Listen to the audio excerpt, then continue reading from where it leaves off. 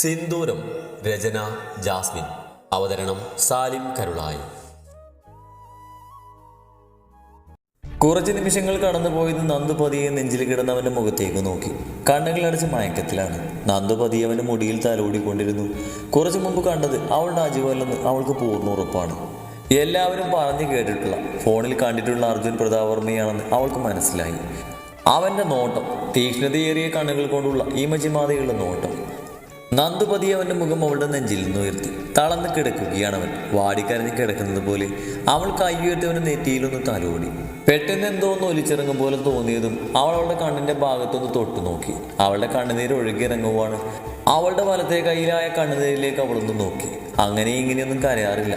സഹിക്കാൻ പറ്റാത്ത വേദന തോന്നിയാൽ, വിഷമം വന്നാൽ, അങ്ങനെ ഉള്ളപ്പോൾ മാത്രമേ കണ്ണീന്ന് വെള്ളം വരൂ. അല്ലാതെ തൊട്ടതിനും പിടിച്ചതിനൊന്നും കരയാറില്ല. പക്ഷേ ഈ കണ്ണുനീർ അതിന്റെ കാരണമെന്ത്? ഒരു കാരണവുമില്ല. ഇല്ലേ, ഉണ്ട്. അടുത്ത് കിടക്കുന്നവൻ തന്നെ മറന്നു പോകുമോ എന്നുള്ള ഭയം, തന്നെ വെറുക്കുമോ, അംഗീകരിക്കുമോ, മനസ്സിലാക്കുമോ എന്നുള്ള ഭയം. നന്ദു കണ്ണുകൾ അമർത്തി തുടച്ചുകൊണ്ട് അവനെ മലത്തേക്ക് കിടത്തി അവനെ നെഞ്ചിലേക്ക് തലവെച്ച് അവനെ ചുറ്റിപ്പിടിച്ച് കിടന്നു. അങ്ങനെ ഞാൻ വിട്ടു കൊടുക്കില്ല. എനിക്ക് വേണം. എന്നെ ഓർമ്മയില്ലെങ്കിലും ഉണ്ടാക്കാനുള്ള വഴി എൻ്റെ കയ്യിലുണ്ട്. ഈ ജീവിതത്തിൽ നിന്ന് ഞാൻ ഒരിക്കലും പോകില്ല. പോകാൻ എനിക്കാവില്ല.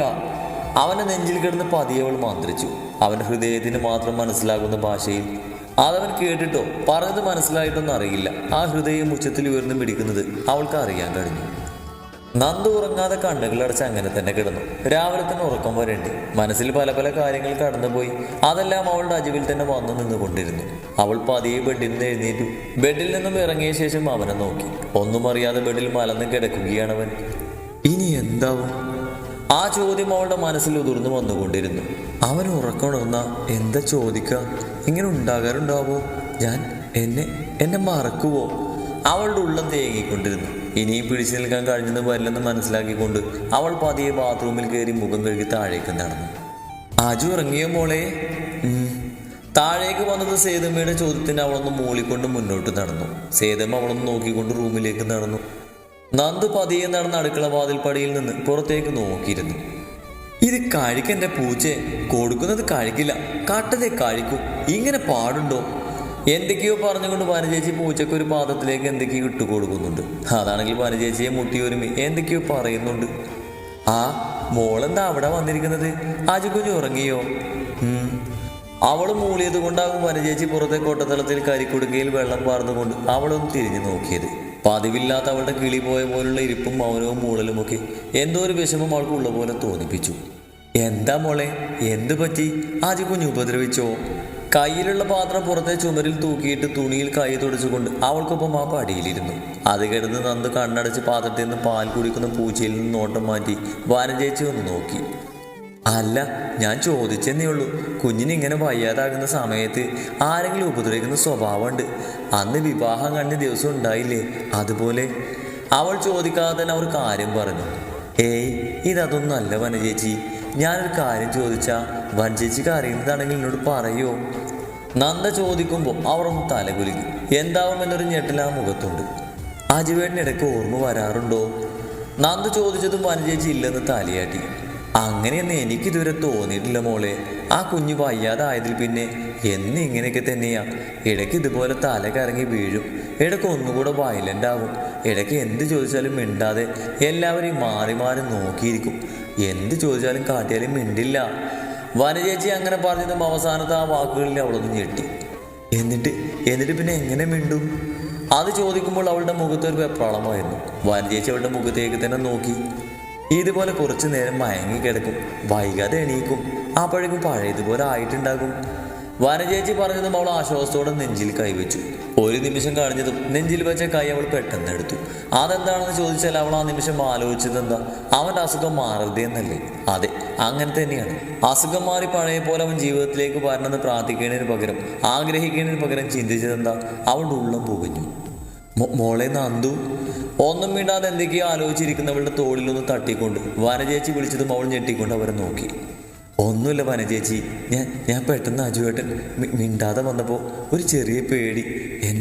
എന്നെ മറക്കുമെന്ന്, എന്നെ അറിയില്ലെന്നൊക്കെ ഒരു തോന്നല്. കണ്ണു നിറഞ്ഞിരുന്നില്ല, പക്ഷേ അവളുടെ ശബ്ദം ഇടറിയിരുന്നു. സങ്കടം കടിച്ചു പിടിച്ച് നിർത്താൻ നോക്കിയിട്ടും കഴിയാത്ത പോലെ. വനജേച്ചി അവളുടെ മുഖത്തേക്ക് തന്നെ നോക്കിയിരുന്നു. ധൈര്യശാലിയാണ്, അഹങ്കാരിയാണ്, എന്നും വെട്ടിതൊന്ന് പറയുന്ന സ്വഭാവമാണ്. പക്ഷേ ആദ്യമായിട്ട് തളർന്ന അവസ്ഥയിൽ കണ്ടു. നന്ദാ! ആ വിളിയിൽ ചെവിയിൽ പതിഞ്ഞതും മിസൈല് കണക്കെ എന്തോന്ന് അടുത്തുനിന്ന് പാഞ്ഞു പോകുന്നത് വനജേച്ചി മിന്നായം പോലെ കണ്ടു. നന്ദാ! വിളിച്ചു അടച്ചില്ല. അതിനു മുമ്പേ തന്നെ അവൾ വാതിൽ തുറന്നിരുന്നു. നന്ദു വാതിൽ തുറന്ന് അതുപോലെ അടച്ചുകൊണ്ട് കണ്ണുകൾ അതിൽ ചാരി നിന്നു. അജു അവളെ തന്നെ നോക്കി ബെഡിലിരിക്കുവാണ്. അവൾ വല്ലാതെ കിതക്കുന്നുണ്ടായിരുന്നു. നന്ദ! അടഞ്ഞ കണ്ണുകൾ അവൾ പതിയെ തുറന്ന് അവൻ്റെ മുഖത്തേക്ക് നോക്കി. അവളെ തന്നെ നോക്കിയിരിക്കുവാണ്. ബെഡിലിരുന്ന് കാല് നിലത്തേക്കിട്ട് ആട്ടി അവളെ തന്നെ നോക്കിയാണ് ഇരുത്തും. ആ കണ്ണുകൾ അവളെ മൊത്തത്തിൽ നോക്കുന്നുണ്ട്. അവൾക്ക് എന്ത് പറ്റിയെന്നുള്ള നോട്ടമാണ് അതിൽ. നന്ദു പാഞ്ഞു ചെന്ന് അവൻ്റെ മുന്നിൽ നിന്നു. അജൂട്ടാ! അവളൊന്ന് തേങ്ങി. അജുവാണെങ്കിൽ എന്തായിപ്പോയെന്ന ഭാവത്തിൽ അവളെ നോക്കുകയാണ്. അവളവൻ്റെ മുഖം രണ്ടും കയ്യിൽ കോരിയെടുത്ത് മുഖം മുഴുവനും ചുംബിച്ചു. അവൻ്റെ കണ്ണിലും മൂക്കിലും കവിളിലും നെറ്റിയിലും പല പ്രാവശ്യം അവളുടെ പൂപ്പോലുള്ള ചുണ്ടുകൾ അവൻ്റെ മുഖത്ത് പതിച്ചുകൊണ്ടിരുന്നു. കുറച്ച് നിമിഷങ്ങൾ കഴിഞ്ഞതും അവൾ പതിയെ അവൻ്റെ മുഖത്തേന്ന് മുഖം പിന്നിലേക്ക് വലിച്ച് അവൻ്റെ നെറ്റിയിൽ അവളുടെ നെറ്റി മുട്ടിച്ചുകൊണ്ട് നിന്നു. ഞാൻ പേടിച്ചു പോയടാ കുട്ടാ. അവളൊന്ന് ചിരിച്ചു. പക്ഷേ ഉള്ളിലൊരു വേദന. അവൻ്റെ അസുഖമൊന്നും മാറരുതെന്നല്ലേ ഉള്ളിൽ. അവനാണെങ്കിൽ ഒന്നും മനസ്സിലാകാതെ അങ്ങനെ തന്നെ നോക്കിയിരിക്കുവാണ്. നന്ദു പെട്ടെന്ന് അവൻ്റെ മടിയിൽ കയറിയിരുന്നു. അത് പ്രതീക്ഷിക്കാത്തത് കൊണ്ട് അവനൊന്ന് കുലുങ്ങി. നന്ദവൻ്റെ കഴുത്തിലൂടെ കൈയിട്ട് ചുറ്റി പിടിച്ചിരുന്നു. നന്ദവൻ്റെ കൈയെടുത്ത് അവളുടെ ഇടുപ്പിൽ വെപ്പിച്ചു. അമർത്തി പിടിക്ക്, അല്ലെങ്കിൽ അജുവിൻ്റെ നന്ദ താഴെ വീഴും. അവൻ്റെ കണ്ണുകളിലേക്ക് നോക്കി അത്രയും മുഖം താഴ്ത്തി അവൻ്റെ മുഖത്തിന് ചാരുന്നെന്ന് പറഞ്ഞു. അജു രണ്ട് കൈ കൊണ്ടും അവളുടെ ഇടുപ്പിലൂടെ കൈ ചുറ്റി അവളെ ചേർത്ത് മുറുകെ പിടിച്ചു. നന്ദവൻ്റെ ചുണ്ടുകൾ വിടർന്നു. അജു എപ്പോഴും വേറൊരു ലോകത്താണ്. മുഖത്ത് പതിഞ്ഞ അവളുടെ ചുണ്ടുകളുടെ നേരിയ തണുപ്പ് അതിപ്പോഴും അവിടെ തന്നെ ഉണ്ടെന്ന് അവനക്ക് തോന്നി. അവൻ്റെ ചുണ്ടിൽ മനോഹരമായ ചിരി വിടർന്നു. അന്ന് അവളുടെ അമ്മക്ക് കൊടുത്ത പോലെ കുറെ ഉമ്മകൾ അവൾക്ക് കൊടുത്ത സന്തോഷമാണ് അവൻ്റെ മുഖത്ത്. ഒപ്പം അവളിങ്ങനെ മടിയിൽ പിടിച്ചിരുത്തിയതും ഒരു സന്തോഷമല്ലേ. അജു ആ ചിരിയോടെ തന്നെ അവളുടെ മുഖത്തേക്കൊന്ന് നോക്കി. അവൻ്റെ ചുണ്ടിലെ ചിരിയിലേക്ക് തന്നെ നോക്കിയിരിക്കുവാണ് അവൾ. എന്ത് ചന്തമുള്ള ചിരിയാണ്. അവൻ്റെ ചുണ്ടിലേക്ക് നോക്കിക്കൊണ്ട് തന്നെ നന്ദുവും ചിരിച്ചു. അജുവിൻ്റെ നോട്ടവും അവളുടെ വിടർന്ന ചുണ്ടിലേക്കായി. മനോഹരമായ പുഞ്ചിരിയിലേക്ക്. അവളുടെ ഇടുപ്പിൽ നിന്ന് തെന്നി മാറിയ ധാവണിക്കിടയിലൂടെ നഗ്നമായ അവളുടെ ഇടുപ്പിൽ അവൻ ഒന്നുകൂടെ അമർത്തി. രണ്ടുപേരുടെയും കണ്ണുകൾ ചുണ്ടുകളിൽ നിന്നും മാറി പരസ്പരം കണ്ണുകളിലേക്ക് നോട്ടം ചെന്ന് നിന്നു. അജുവിൻ്റെ കണ്ണുകളിലെ ഭാവം അതെന്താണെന്ന് അവൾക്ക് മനസ്സിലായില്ല. കൗതുകമാണോ അതോ അവനിലേക്ക് വലിച്ചെടുപ്പിക്കുന്ന ഒരു തരം ഭാവമാണോ അവൾക്ക് മനസ്സിലാക്കാൻ കഴിഞ്ഞില്ല. പക്ഷേ അവനിൽ നിന്നും അകന്നൂടാ. മോനെ കുട്ട, ഈ കഥയിലൊക്കെ പറയും പോലെ നിന്റെ ഓർമ്മ വന്നാ എന്നെ നീ മറക്കുവോടാ. ഒരു കൈ കൊണ്ട് അവൻ്റെ കഴുത്തിൽ ചുറ്റിപ്പിടിച്ചുകൊണ്ട് മറ്റേ കൈ കൊണ്ട് അവൻ്റെ കവിളിൽ പതിയെ തലോടി ആർദ്രമായി ചോദിച്ചു. എൻ്റെ ഓർമ്മ എങ്ങോട്ട് പോയിരിക്കുക? അവൻ്റെ നിഷ്കളങ്കമായ ചോദ്യം. പറഞ്ഞിട്ട് കാര്യമില്ല, അവനോട് ചോദിക്കാൻ പാടില്ലായിരുന്നു. നിന്റെ ഓർമ്മകൾ കുറച്ചു കാലം വിരുന്ന് പോയിരിക്കാണ്. വിരുന്നൊക്കെ കഴിഞ്ഞ് വരുമ്പോൾ എന്നെ ഓർക്കുമോ നീ? ആ വിരുന്ന് പോയ ഓർമ്മകളിൽ നീയില്ലേ? അവൻ്റെ പെട്ടെന്നുള്ള ആ ചോദ്യം കേട്ടതും അവന്ന് ചിരിച്ചു. വിചാരിച്ച പോലെ ഒന്നുമല്ല, ബുദ്ധിയുണ്ട്. ഇല്ല, ആ ഓർമ്മകളൊക്കെ വിരുന്ന് പോയ ശേഷമാണ് ഞാൻ വന്നത്. അതുകൊണ്ട് എനിക്ക് അവർക്കൊപ്പം പോകാൻ പറ്റിയില്ല. ഇനി ആ ഓർമ്മകളൊക്കെ തിരികെ വന്നാൽ അതിൽ ഞാനുണ്ടാവില്ലേ? അപ്പം എന്നെ മറക്കുമോ? അറിയില്ല. ആദ്രമായി പതി അവനോട് ചോദിക്കുമ്പോൾ അതിലും ആദ്രമായി സങ്കടത്തോടെയുള്ള അവൻ്റെ മറുപടി. നന്ദ പിന്നൊന്നും മിണ്ടിയില്ല. ഇനി ഒന്നും ചോദിച്ചിട്ട് കാര്യമില്ല. അവൾ ചുണ്ടു ചുളുക്കി.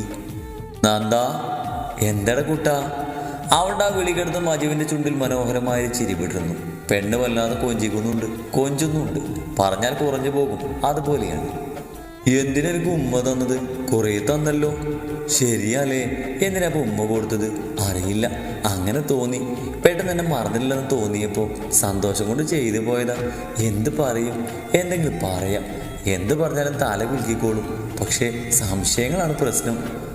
നന്ദ പറ, കുറെ ഉമ്മ തന്നില്ലേ? ഇഷ്ടം കൊണ്ടാടാ കുട്ടാ, ഒത്തിരി ഇഷ്ടാണ്. അവൻ്റെ താടി ഒരു കൈ കൊണ്ട് ഒഴിഞ്ഞുകൊണ്ട് പറയുമ്പോൾ അജ് കണ്ണുപിടുത്തി അവളെ നോക്കി. എന്താ ഉമ്മ വെച്ചത് ഇഷ്ടായില്ലേ? അവൻ്റെ വിടർന്ന കണ്ണുകളിലേക്ക് നോക്കി അവൾ ചോദിച്ചു. അത് ചോദിച്ചതും ആ കണ്ണൊന്ന് തിളങ്ങി. ചുണ്ടു വിടർന്നു. ഒത്തിരി ഇഷ്ടായി. ആണോ? അത്രയ്ക്ക് ഇഷ്ടായോ?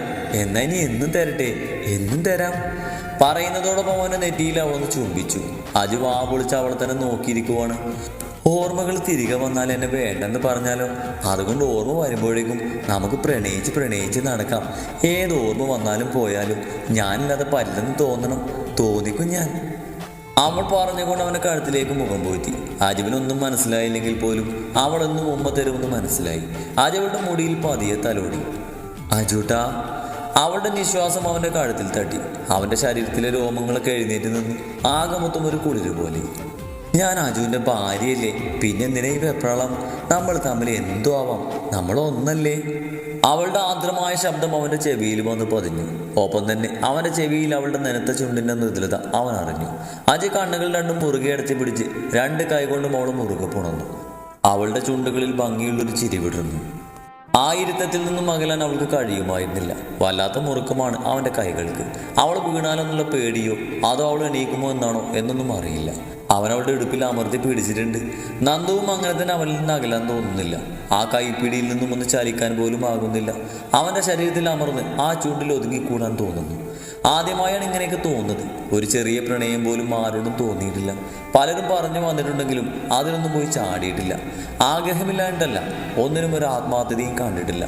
പക്ഷേ ഈ നിറഞ്ഞ കണ്ണുകളോട് ആ നിമിഷം എന്ത് തോന്നി എന്നതിന് ഇന്നും തൻ്റെ കയ്യിൽ മറുപടിയില്ല. ഓരോന്ന് ആലോചിച്ചുകൊണ്ട് നന്ദു പതിയെ അവനിൽ നിന്നും മടർന്നു മാറി. കഴുത്തിൽ നിന്ന് മുഖമുയർത്തി അവൻ്റെ മുഖത്തേക്ക് നോക്കി. കൗതുകത്തോടെ അവളുടെ മുഖത്തേക്ക് അവനും നോക്കി. അവളുടെ മുഖത്തേക്ക് നോക്കുന്നുണ്ടെങ്കിലും അവൻ്റെ കൃഷ്ണമണികൾ അങ്ങോട്ടും ഇങ്ങോട്ടും ചലിക്കുന്നുണ്ടായിരുന്നു. കാരണം അവൻ്റെ ശ്രദ്ധ അവളുടെ നഗ്നമായ ഇടുപ്പിൽ അവൻ പതിയെ തഴുകുന്ന കൈകളിലായിരുന്നു. ആ മിനുസമാർന്ന ഇടുപ്പിലെ നേരിയ ചൂട് അതായിരുന്നു അവനിൽ നിന്നത്. അജു! ആ വിളിയിൽ അവൻ്റെ കൈകൾ അവളുടെ ഇടുപ്പിൽ ഒന്നുകൂടെ അമർന്നു. ഒപ്പം തന്നെ അവൻ്റെ കൃഷ്ണമകളുടെ ഓട്ടവും നിന്നു. അവളുടെ മുഖത്ത് മാത്രമായി അവൻ തറഞ്ഞു നിന്നു. അതെ, നമുക്ക് താഴേക്ക് പോകാം. നന്ദു പതിയെ ആർദ്രമായി ചോദിച്ച ഉടനെ തന്നെ വേണ്ടെന്ന് തലയാട്ടിക്കൊണ്ട് അവൻ അവളുടെ കഴുത്തിടക്കിലേക്ക് അവൻ്റെ മുഖം പൂഴ്ത്തി വെച്ചു. അവൾ ചെയ്തതുപോലെ നന്ദു അവൻ്റെ തലമുടിയിൽ അമർത്തി പിടിച്ചുകൊണ്ടിരുന്നു. കഴുത്തിൽ പതിക്കുന്ന ആ നിശ്വാസം അത് സഹിക്കാൻ കഴിയുന്നില്ല. എൻ്റെ പൊന്നു മോനെ അജൂട്ടാ, ഇങ്ങനെ കെട്ടിപ്പിടിച്ചിരിക്കാനാണെങ്കിൽ അത് ഇവിടെ കൊണ്ടൊന്നും നിൽക്കില്ല. പലതിനും ചെന്ന് നിൽക്കും. നമുക്ക് കുറച്ച് പതുക്കെ മതി. അതുകൊണ്ട് നമുക്ക് താഴേക്ക് പോകാം. കോരിത്തരിച്ച് അവളുടെ ശരീരത്തെ കയ്യിലൊതുക്കി പിടിച്ചുകൊണ്ട് അവൻ അവളിൽ നിന്നും അകത്തി അവൻ്റെ മടിയിൽ നിന്നും ഇറങ്ങി നേരെ നിന്നു. അജു ഒരു പുഞ്ചിരിയോടെ അവളെ തന്നെ നോക്കിയിരിക്കുവാണ്. കഴിഞ്ഞു പോയ നിമിഷങ്ങളിലാണ് അവൻ ഇപ്പോഴും. പോയാലോ? അവളുടെ ചോദ്യത്തിന് മറുപടിയൊന്നും പറഞ്ഞില്ല. ബെഡിൽ നിന്ന് എഴുന്നേറ്റു. രണ്ടുപേരും ഒപ്പം താഴേക്ക് നടന്നു. അവൻക്ക് ഒരടി മുൻപിൽ നടന്നവളുടെ ഷോൾഡറിൽ പിടിച്ച് അവനോട് ചേർത്ത് നടത്തിച്ചു നോക്കും. നന്ദൊരു അന്താളിപ്പോടെ അവനെ നോക്കി. അല്ല ജു, നിനക്ക് ശരിക്കും അസുഖമുണ്ടോ? അറിയാതെ അവൾ ചോദിച്ചു പോയി. ചില നേരത്തെ അവൻ്റെ നോട്ടവും ചേർത്ത് പിടിക്കലൊക്കെ കാണുമ്പോൾ സാധാരണ ഒരാൾ പെരുമാറുന്ന പോലെയാണ് അവൾക്ക് തോന്നിയത്. അവനൊന്നും മിണ്ടിയില്ല. അല്ലെങ്കിൽ സംശയങ്ങൾ ചോദിക്കാൻ മാത്രമല്ല ഈ വാ തുറന്നിട്ടുള്ളത്. ഈ അസുഖമൊക്കെ ഒന്ന് മാറട്ടെ, കാണിച്ചു തരാം ഞാൻ. എന്തൊക്കെയോ മനസ്സിൽ കണക്ക് കൂടിക്കൊണ്ട് അവൾ പറഞ്ഞു. ഒന്നും വിചാരിച്ച പോലെ നടക്കില്ലെന്ന് അവൾക്ക് അന്നേരം അറിവുണ്ടായിരുന്നില്ല.